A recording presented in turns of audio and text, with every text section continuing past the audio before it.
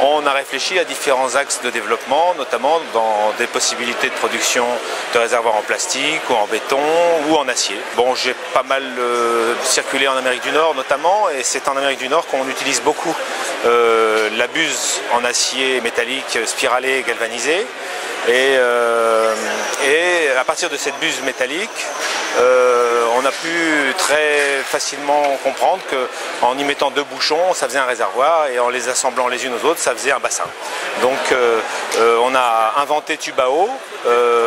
qui est parti d'un concept tout simple de buse métallique étanche, sur lequel on a transformé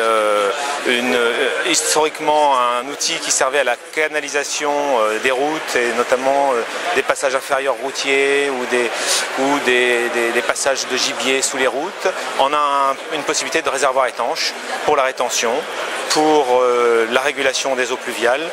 pour les réserves incendies et pour également toutes les applications qui servent au traitement de l'eau, au poste de relevage, et ainsi enfin, tout ce que l'on peut trouver dans le domaine de l'eau aujourd'hui, et ce qui nous permet je dirais, de nous positionner en alternative aux réservoirs ou aux applications en béton ou en plastique. Notre avantage à nous, c'est qu'effectivement nous pouvons installer nos réservoirs sous des voiries, sans dalles de répartition. Nous pouvons installer nos réservoirs sous des espaces verts, et ils deviennent ainsi visitables et curables très facilement, à contrario d'un réservoir en plastique ou d'un cube, ce qu'on appelle les cubes plastiques. Quant au concurrent principal qui est le béton, la buse béton ou le réservoir béton,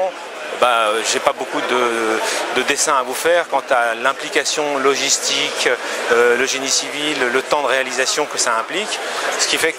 qu'on est capable, nous, de réaliser un réservoir de 1000 m3, pour donner un exemple, en une journée. Un réservoir en béton de 1000 m3, il faut un mois.